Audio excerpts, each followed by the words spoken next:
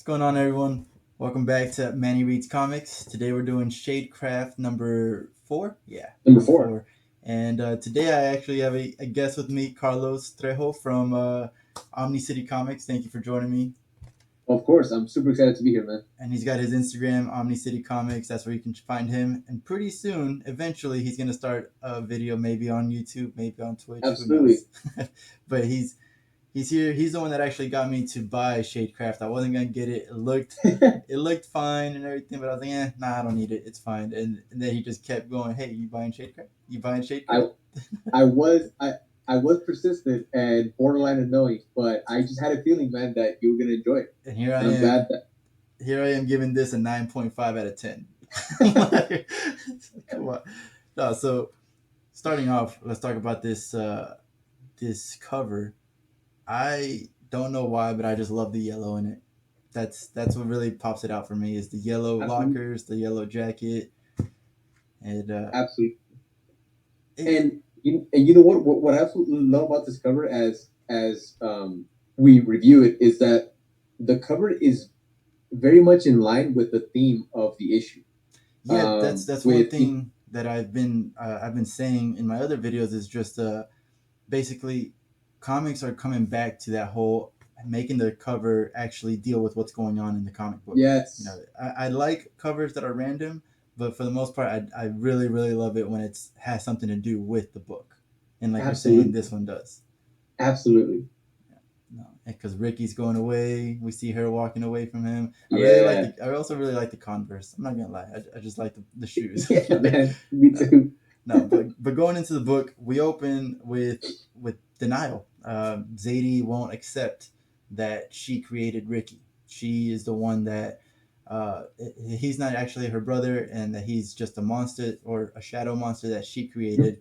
And Angela is saying there's no other explanation. I've never seen this before, but um, it's also surprising Ricky because it's a surprising moment because Ricky says, "No, you know what? It's true. Put me away. Like you need to do away with me. Make me do whatever you did with like the rabbit and do that with me. Like you need to take me Yep. away." And it's at this point that Angela offers to take Ricky with her, which we've discussed this, but at that when she says I'm gonna take Ricky, I was like, nope, she's bad. That right there, I don't care what she's done in the last couple of issues. She's up to something because she says she can't hear him, but she says exactly the same things that he just mentioned. He's like, I feel like I'm an imposter. I don't want to walk around this world where all I can do is talk to you. And then she says, you know, I can take Ricky to a place where he can talk to other people. I can take Ricky to a place that he belongs with other shadecraft users. And it's like, how did you line that up perfectly? Like that makes no sense. The moment that I read that line, I lost absolutely what little faith I already had in her went out the window because, like you mentioned, the moment that she popped onto the scene, there was something fishy about her. There was just something fishy about her, and I couldn't trust her. And this line just sealed it for me. Right, and Um, you I you want to like her because she I showed know her like how to use her powers, you know. Like, exactly. no. But then we move on, and unfortunately, like this is very sad to me. It was very sad. Like we move on, she goes home. Not only did she just lose her brother in the shadow, but now she comes home and her parents tell her that her brother is physically not even in the room anymore. They put him in a hospital where they can take care of him, and now she's lost him twice in one day. Like You that know was what? You know what? I do have to give it up to you because I think it was the very first moment that we realized that Ricky was a shadow. Um, you called it. You're like she's gonna have to either accept the fact that he's fake, and she's gonna have to like make him disappear, kind of like the bunny, or he's gonna end up being evil, and she's gonna feel like heartache. yeah. And that's, I mean, we basically got a version of that. Yeah, So you were pretty spot on much. that, man. Like I, I didn't even think about that. And as I was reading this issue, I thought, damn it, man, he was right. I mean, I don't know, man. I read a couple of comics, so every now and then I'm right, you know. Yeah, You yeah, know. But on the bright side for Zadie is that she goes to school, she's sad and everything. All this happened, but uh, her friend's talking to her about Josh, and Yep. breaking up with what was her name, Carly, I think, something like that. Yeah. And and she says like, Carla. Carla. Carla, there you go, Yeah. Carla. And then we look up, she looks up and she sees Josh. Josh gives her a wave. So it's like little hopeful romance going on there. So I mean that's something, but her friend does say like, how come you don't look happy? Like what's going on here? So but then after that we move on to her at her, she's at her house and they're eating dinner, and the parents are just having a normal conversation. They're just talking about their day as if they didn't just give away their son. And she just randomly just says like, why'd you give him up? Why'd you give Ricky up? And I really got to give props to the dad on this at this point, because like I know that I said at the beginning of this issue, or at the beginning of this series, the dad seems weird. He seems like he's either too cool or he's not present enough. Like I don't know, something about him was off. And at this point, he's like, that's not fair.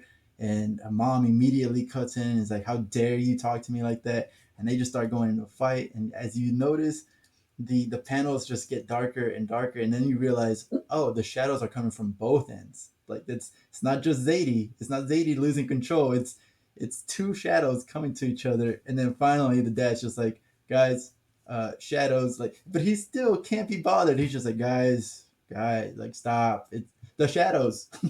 You gotta remember the shadows. And Zadie's mom doesn't realize that Zadie has powers. So the mom thought it was everybody, and then dad's like, it was coming from both sides.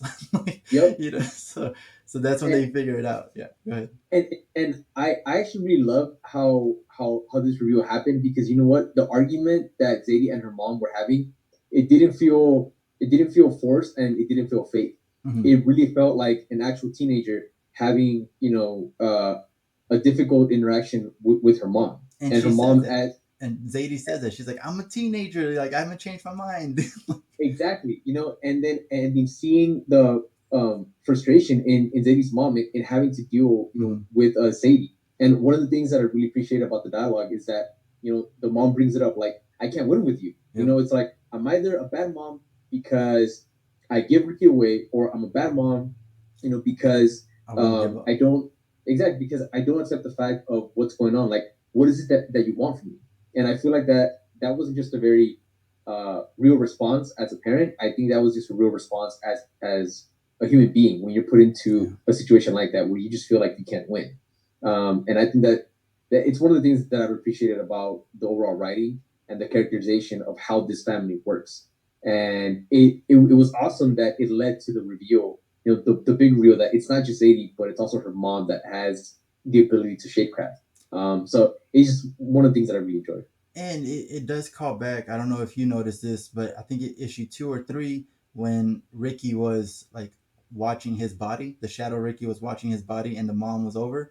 She kind of looks back because she feels the presence of Ricky, and now it makes Yes, sense. Like now it makes sense that, yes. of course, she You felt know it. what, dude? I didn't even think about that to you until you mentioned it right now. That's the first Oh, it thing. makes that so much better. It makes that interaction so much better now. Now that I like think back on it, knowing that the mom has that ability too. Yeah, because like you look at it and you're like, she just loves her kid, and she's got that connection with him. That's why she felt his presence. You want to think that's it, but now that it's revealed that she has the power as well, it makes more sense. And I loved it. I was like, oh my god, that's Man, awesome. No, good catch. thank you. No, and so then they start going into her backstory, Zadie's mom's Mhm. backstory. We still don't know Zadie's mom's name.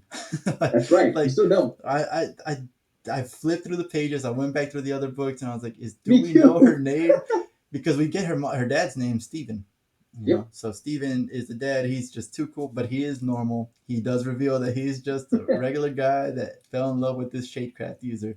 Um, and but we get the reveal that Angela knows her mom. Angela trained her mom, and her mom stole like from an FBI director. They pickpocketed the FBI director. That's pretty funny. When Uh, she was younger, when and she was and younger, she yeah, lived, and apparently she lived homeless. on the streets. Yeah, Yeah, she's homeless. Yeah, and so we get that backstory, which she says we'll talk about on another time. She doesn't want to reveal why she's homeless, which I feel like has to do with the fact that she has the power. She probably went too crazy. Her parents probably thought she had a devil inside her. I don't know. Like, most likely that's what I feel like it's going to go towards. Um, What I do like about that though is that it sets up future yes. storytelling, and Yes. we have talked about how we hope that we get a lot of issues of Shadecraft, Hmm. and that it's not something that in 10 issues it's going to be gone. So I like the fact that we could again open that up to her backstory, and who knows, maybe even see that there is something more to um, you know generations before her. I mean, I don't know. I'm just like spitballing here, but I like the fact that it does open up the opportunity for further storytelling and further development of the mom, and some who knows, some cool backstories. We should see. I'm thinking like now you got me thinking here, and like we should see some kind of origin story of why they have this power and how it's Yes, being passed down, and why exactly. Zadie is so strong. Because like even her mom at the end of this issue is surprised at the amount of power that Zadie has, the way she Yep, forms. Because I don't know if you noticed this. I feel like each Shadecraft user has a different variation of power. Her mom, when she's going through her backstory, she says that she was a an agent with Angela, and she would go and like kill people basically, and she would flow through like kind of like a portal through the shadow and go somewhere else and do what she needed to do, and that kind of started weighing on her, whatever. But Zadie has not done that yet. What Zadie does is create creatures, and she creates manifestations of yep. these of her shadows. So her shadows actually become solid and physical beings. And I don't know if her mom can do that. We didn't see that. I I like the idea that potentially there are variations in how the powers work and how each person can apply it differently. Um, I don't want to get ahead, but as you continue on, we learned that her mom, when she was being trained by Angela, and she was working basically for it was I mean FBI, potentially the CIA. I mean, Yeah, I think just the who U.S. knows, government. Yeah, that government. yeah, Um, and her mom mentions that she wasn't the only one, that when she was yeah. homeless, she felt like she didn't belong. Which is another story But we can get. exactly. Um, and that she ended up and that she ended up being introduced to others that were like her Mhm. by Angela, and they formed this operative team, this like secret shadow, team. But that she found family in that team, Yeah, and then also it gets very vague as far as what ended up happening to the team, yeah, why she, who they were, more backstory, right? yeah. Um, but yeah, I would love to see how different people's ability to control the shadows and what their shadecraft abilities are. I think that it would really add a really cool dynamic and just uniqueness to each character. So I would love to see if that's actually something that is again unique to each person. Yeah. So moving from that line, Angela or not Angela, Zadie, after that backstory, after hearing about Angela and what she did and how her mom kind of got away from her, she starts to realize, oh no, like Ricky's in trouble. Ricky is not safe, and so they rush out to go to the hospital where they were, or he was, and he's not there. Angela has him, and basically now Angela has Ricky, who is the way she describes him is a living weapon, a living shadow weapon, and that's crazy. So I wonder how her mom knew about that base. I feel like that base wouldn't be there anymore, but maybe her mom is just constantly like looking up and updating her knowledge of secret bases or whatever. But they go to the base. She says this is the closest base that's from where we live, and that's most likely where they have Ricky. I'm gonna go in. I love this here where it's just like I'm gonna go in. No, I'm not gonna go in. The dad has been chill this whole time, never done anything, and he just yells, grab both hands on the steering wheel. He's like, enough. Like, no, none No of one's y'all, getting out no of this one. car. And it's like you drove the whole way here. What did you think was gonna happen, man? Like, what did you just think? It was like, okay, that's where Ricky is. Let's go and let's leave. So mom pretty much says like, you can't do anything. I got to go and do this myself.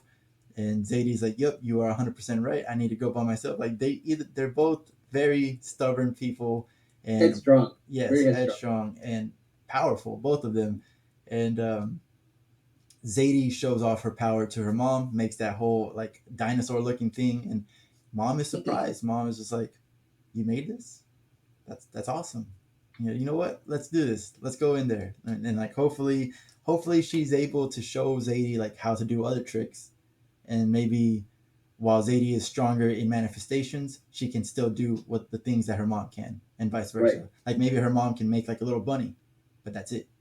So that's You know it. what the scene when again like Zadie creates like the dinosaur slash monster thing. Yeah, That scene made me chuckle because the mom used Shadecraft to stop Zadie from like yeah. She going like, forward. yeah, like, She ended up creating a shadow, and she like got her by the feet. yeah, It made me chuckle when both of them are just like arguing, chilling, using their powers, being so like nonchalant about it, yeah, and Sadie's like trying to take it off, almost like there's I don't know, like a rapper in her shoe, yeah. and she ended up like yanking it off, and she falls, and they're still talking to each other. It's just like it's just good physical comedy without it feeling forced or like corny, Yes. and it just gave me a good chuckle. And everything flows so beautifully. Like from Yeah. one page to the other, like you don't miss a beat at all. And so that's basically how it ends. That both mom and daughter are going to go into this secret U.S. government facility and get their brother back. See what happens. And Yeah. but One go one ahead. last note on that scene that I really love, I really like, and just small little details. I mean, I don't know if I'm reading too much into it, but the very last page when they say, all right, let's do this, let's go in there to get Ricky, and they say, together. The last page, her Zadie and her mom are holding hands. Mm-hmm. And what I like about it is that from the very first issue, we've seen that Zadie has had a very contentious and just difficult relationship with her mom, because of what happened with Ricky, and they just haven't been in a good place since the Mm-hmm. beginning of Issue one. the series. But seeing them hold hands, you know, uh, just almost like having an understanding finally, of mother and daughter, and the fact that they're coming together to go and save, Yeah. Zadie's brother, her son. Yeah. It was just cool, man. Yeah. Like they have a common ground to stand on finally. Exactly. I like that. Yeah. I like that. So moving on to my review or my rating of it, I gave it a 9.5. Like I said earlier, 9.5 out of 10 because we have this amazing development, like you were just saying. We have other forms of power potentially. Uh, the fact that Zadie's mom has powers in the first place, I love it. Dad being extra lax except for like one scene, I love that. Like I really appreciate it because he could try to take control and everything, but he knows. I don't want to say like he knows his place, like in a negative way, but like he knows his place in this whole dynamic. My only negative and the only reason it didn't get a 10 is just Mhm. Zadie had like 2 days of training and now she can control it like perfectly. Like, come on, no, get out of here with that shit. Like, Prodigy, man. She is a shadow. She's a shadow creating prodigy. I mean, that's what they keep saying. Angela is even surprised. I get that, but come on, no, like, there's I no mean, hey, way. come on, man. How many different like superhero slash I don't know hero stories have we seen where the kids always end up being more powerful than their parents? With training, more than 2 days of training, like going back to Invincible. Uh, You're right. You're Omni right. Man had to beat down Invincible a couple of times before he got even better. So You're right. You're that's right. my only negative. But what's your rating? What do you think? You know what, man? I honestly have the exact same rating, 9.5. Um, the only reason why I gave it a 9.5 um, was just because of the fact that excuse me, of the fact that we didn't get a little bit of more backstory on the mom, and the fact that she was supposed to be running away from the FBI and from Angela, but I would just figure that a super secretive, agency like that would be able to track her down, living a normal life within the Yeah, states. yeah. If Especially if if they can that, drive to the nearest base. Come on. Yeah. yeah, exactly. You know what I mean? I don't know, but it's just nitpicking. I think at that Mm, point, but that's why I give it a 9.5. The pacing is wonderful. mm. Um, like I mentioned to you when we were talking on our chat, I got to the end and I was like, "How is this over already?" It just flowed so well. I'm loving the characterization of Zadie, her mom, her dad, and the fact that it's a family unit. There's not that many comics where you get that family unit, Mm. um, and I like that. I do want to touch on the amazing art from Lee Garbett. Yes, yes. Like anything shadow wise by him, like it's It, just Anything shadow wise, it's just astounding how much how much depth and how much weight you feel in the shadows. Like there are no facial expressions, truly that you can see in Ricky, but in instances where he's supposed to be sad, you can tell that he's sad. yeah. Or when he's like angry or when he's frustrated, you When can he's tell, when he's messing around doing jokes, like creating tales on people, like yeah, exactly, man. Exactly. You're able to depict that emotion, and we're in issue 4, and the art it hasn't it has not missed a beat. nope. And I appreciate that so much. Something else that I just want to highlight very quickly is the color work. Um, and the color artist is Antonio Fabella. Okay. The color work on the shadows is just beautiful, man.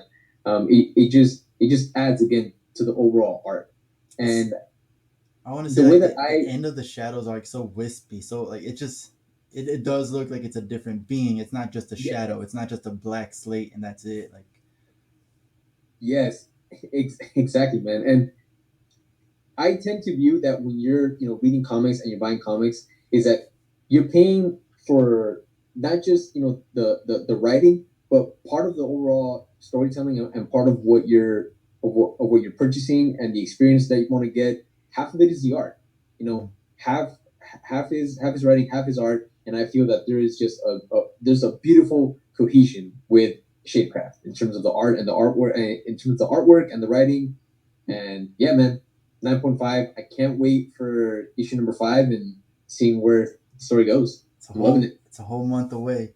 So but I know, yeah, of no, it is good. No, so I appreciate you for coming on, man, and talking course. about this. Again, his IG is Omni City Comics, and he does reviews there. He shows off all of his variants that he gets because he has all the money in the world apparently. And, I wish, man. no, Pre-order, right there you go, pre-order, pre-order. pre-order. No, and for you watching right now, make sure that you subscribe if you're on YouTube, if you're on Spotify or any other podcast. Make sure you're following, and the most important thing is share with your friends. And other than that, thank you for coming, thank you for watching, and thank you for listening. See you guys later. Thanks, everybody.